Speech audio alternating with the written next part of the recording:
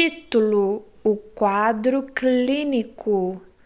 Tendo demonstrado em A Interpretação dos Sonhos, publicada em 1900, que os sonhos em geral podem ser interpretados e que, uma vez concluído o trabalho de interpretação, podem ser substituídos por pensamentos impecavelmente construídos, passíveis de ser inseridos num ponto reconhecível no encadeamento anímico. Gostaria de dar nas páginas seguintes um exemplo da única aplicação prática que a arte de interpretar sonhos parece admitir. Já mencionei em meu livro como foi que deparei com o problema dos sonhos.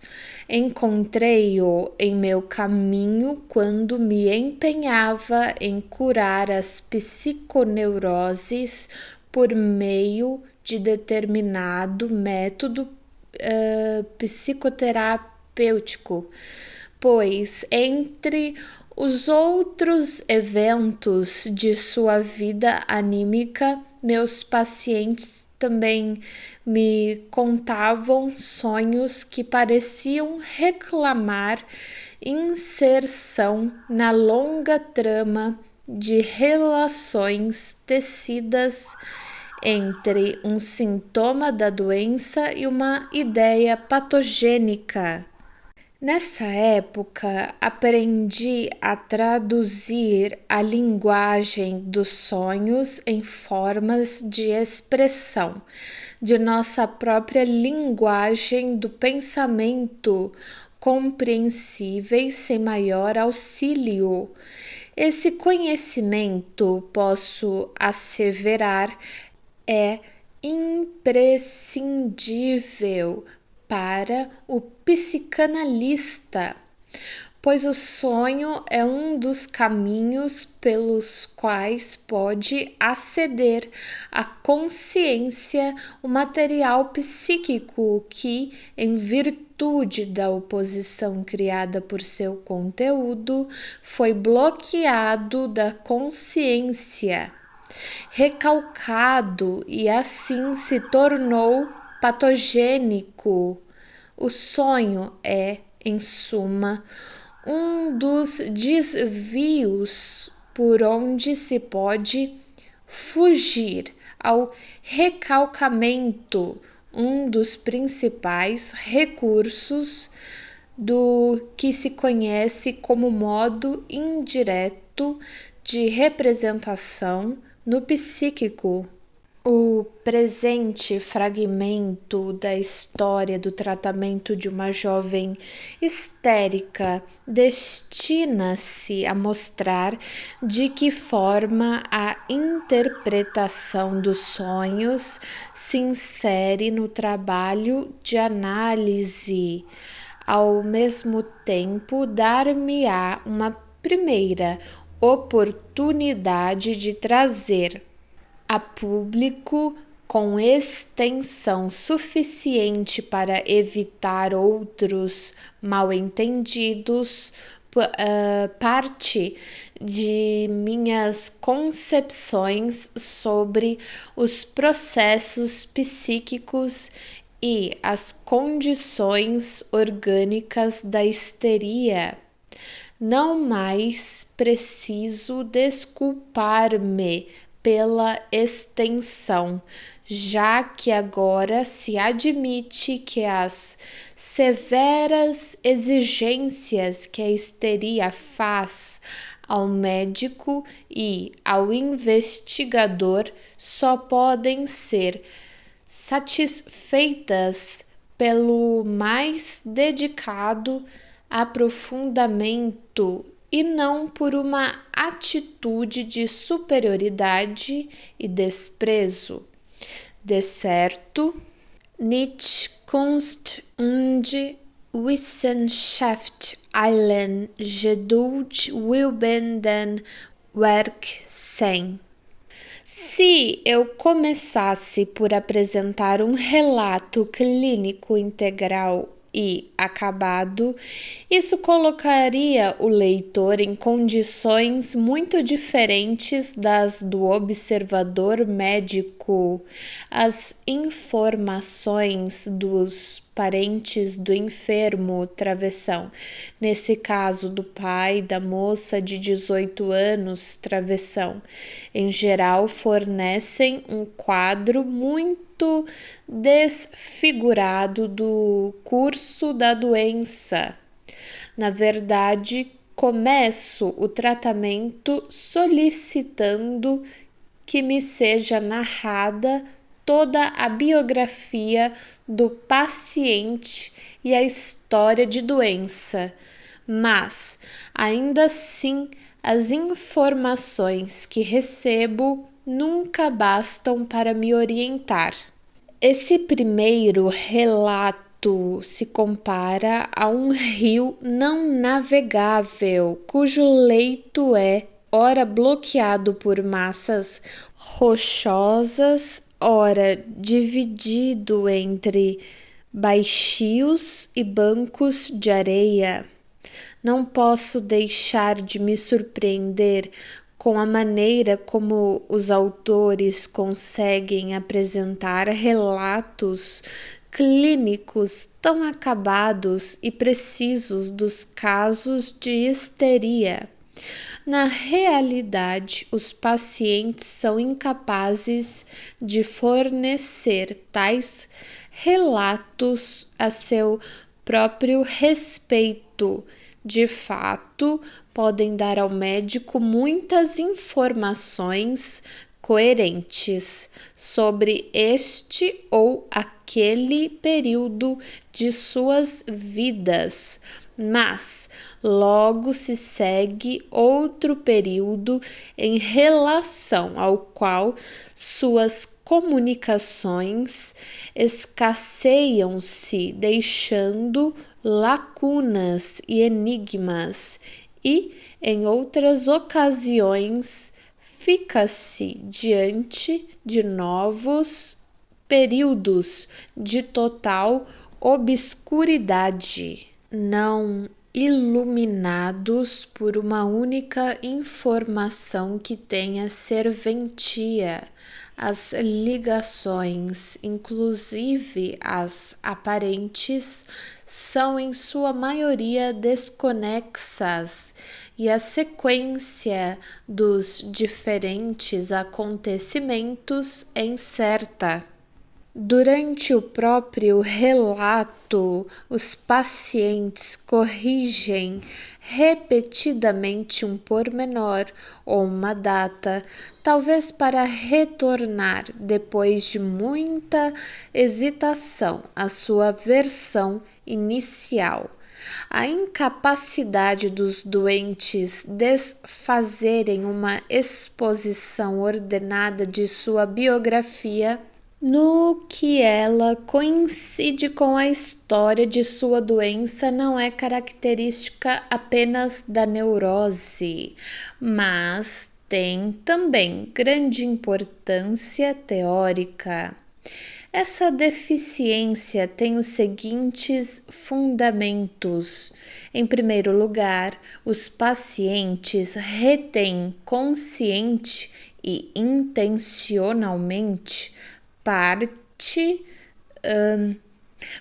do que lhes é perfeitamente conhecido e que deveriam contar, por não terem ainda superado seus sentimentos de timidez e vergonha, abre parênteses, ou discrição, quando há outras pessoas em jogo. Fecha parênteses. Esta seria a contribuição da falta consciente de franqueza.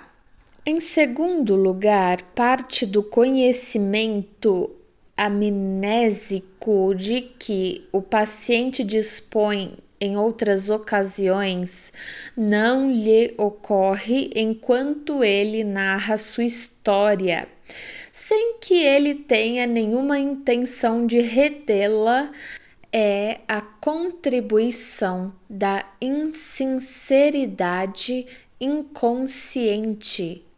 Em terceiro lugar, nunca faltam as amnésias verdadeiras, travessão, lacunas da memória em que caíram não apenas lembranças antigas, como até mesmo recordações bem recentes, travessão. E as ilusões de memória, entre colchetes, paramnésias, formadas secundariamente para preencher essas lacunas, quando os fatos em si são guardados na memória, o propósito subjacente às amnésias pode ser cumprido com igual segurança, destruindo-se uma ligação. E a maneira mais certa de desfazer uma ligação é alterar a ordem cronológica dos acontecimentos. Esta última sempre se revela o elemento mais vulnerável do acervo da memória e o mais facilmente sujeito ao recalcamento. Muitas lembranças são encontradas, por assim dizer, num primeiro estágio de recalcamento, apresentando-se cercadas de dúvidas. Decorrido algum tempo, essas dúvidas seriam substituídas por um esquecimento ou por uma falsificação da memória. A existência desse estado de coisas no tocante às lembranças ligadas à história da doença é o correlatado necessário e teoricamente indispensável dos sintomas patológicos. Depois, no decorrer do tratamento, o paciente fornece os fatos que, embora sempre fossem de seu conhecimento, tinham sido retidos por ele ou não lhe haviam ocorrido. As ilusões de memória se revelam insustentáveis e as lacunas são preenchidas. Só quando o tratamento se aproxima do seu término é que temos diante de nós uma história clínica inteligível, coerente e sem lacunas. Se o objetivo prático do tratamento é eliminar todos os sintomas possíveis e substituí-los por pensamentos conscientes, podemos considerar como segundo objetivo de cunho teórico reparar todos os danos à memória do paciente. Esses dois objetivos são coincidentes. Quando se alcança um, também o outro é atingido. O mesmo caminho conduz a ambos. Pela natureza das coisas que compõem o material da psicanálise, compete-nos o dever, em nosso caso clínico, de prestar tanta atenção às circunstâncias puramente humanas e sociais dos enfermos quanto aos dados somáticos e aos sintomas patológicos. Acima de tudo, nosso interesse se dirigirá para as circunstâncias familiares do paciente travessão. E isso, como se verá mais adiante, não apenas com o objetivo de investigar a hereditariedade, mas também em função de outros vínculos. O círculo familiar de nossa paciente de 18 anos incluía, além dela própria, seus pais e um irmão 1 ano e meio mais velho do que ela.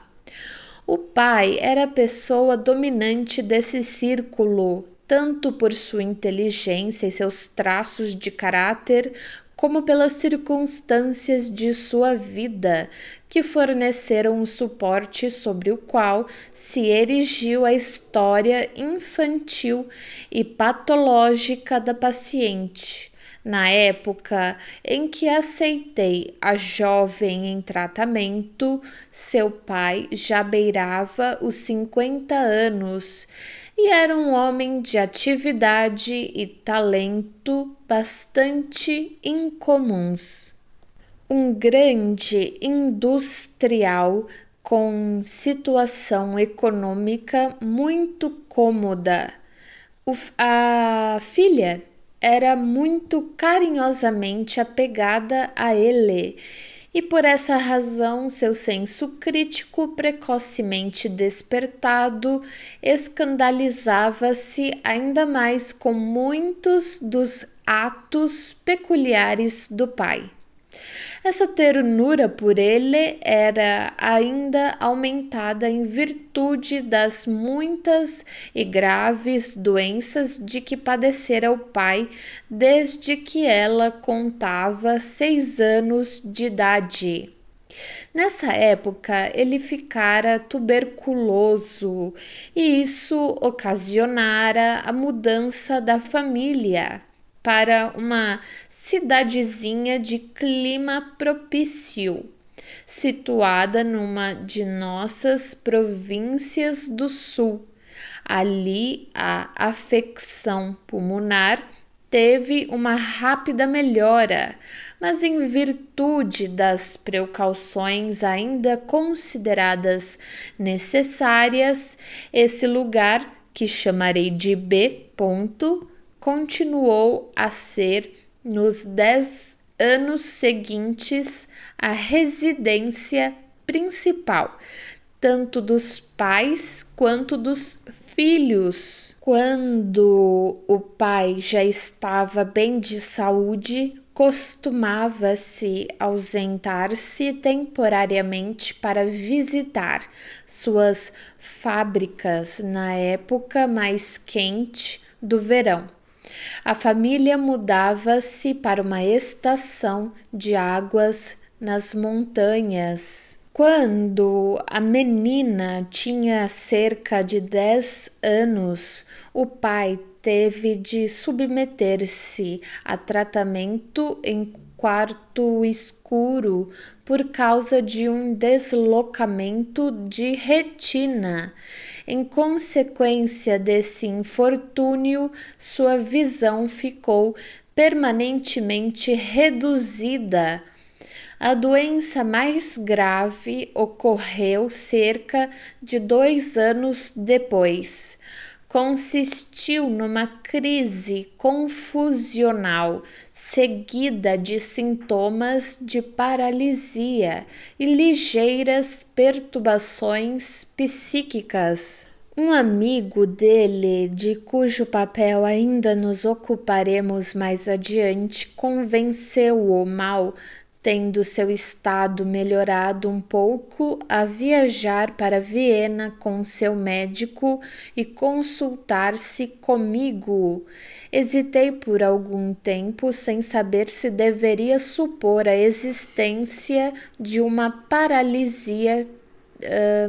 paralisia tabética, mas finalmente me decidi por um diagnóstico de afecção vascular difusa E como o paciente admitiu ter tido uma infecção específica antes do casamento, receitei-lhe um tratamento antiluético enérgico, em consequência do qual cederam todos os distúrbios que ainda persistiam. Sem dúvida, graças a essa minha feliz intervenção, que 4 anos depois ele me apresentou sua filha, que nesse meio tempo ficara inequivocamente neurótica, e passados mais 2 anos entregou-a a mim para tratamento psicoterápico. Entre mentes, eu também conhecera em Viena uma irmã um pouco mais velha dele, em que reconheci uma forma grave de psiconeurose, sem nenhum dos sintomas caracteristicamente histéricos. Depois de uma vida acabrunhada por um casamento infeliz, essa mulher morreu de um marasmo que progrediu rapidamente e cujos sintomas, aliás, nunca foram totalmente esclarecidos. Um irmão mais velho do pai de minha paciente, a quem tive oportunidade de conhecer, era um solteirão hipocondríaco. As simpatias da própria moça, que, como disse, tornou-se minha paciente aos 18 anos, sempre penderam para o lado paterno da família, e depois de adoecer, ela tomara como modelo a tia que acabei de mencionar. Tampouco me era duvidoso que fora dessa família que ela derivara não só seus dotes e sua precocidade intelectual, como também a predisposição à doença. Não cheguei a conhecer sua mãe. Pelas comunicações do pai da moça, fui levado a imaginá-la como uma mulher inculta e, acima de tudo, fútil, que, a partir da doença e do consequente distanciamento de seu marido, concentrara todos os seus interesses nos assuntos domésticos e assim apresentava o quadro do que se poderia chamar de psicose da dona de casa. Sem nenhuma compreensão pelos interesses mais ativos dos filhos, ocupava-se o dia todo em limpar e manter a casa limpa, os móveis e os utensílios, a tal ponto que se tornava quase impossível usá-los ou desfrutar deles. Esse estado, do qual se encontram indícios com bastante frequência nas donas de casa normais, não pode deixar de ser comparado com as formas de lavagem obsessiva e outras obsessões pela limpeza. Mas tais mulheres, como acontecia no caso da mãe de nossa paciente, desconhecem por completo sua doença, faltando-lhes, portanto, uma característica essencial da neurose obsessiva. As relações entre mãe e filha eram muito inamistosas havia vários anos. A filha menosprezava a mãe, criticava-a duramente e se subtraíra por completo de sua influência. Em épocas anteriores, o único irmão da moça, 1 ano e meio mais velho, fora o modelo que ela ambicionara seguir. Nos últimos anos, porém, as relações entre ambos se haviam tornado mais distantes. O rapaz procurava afastar-se o máximo possível das discussões da família, mas, quando se via obrigado a tomar partido, apoiava a mãe. Assim, a costumeira atração sexual aproximara pai e filha de um lado e mãe e filho de outro.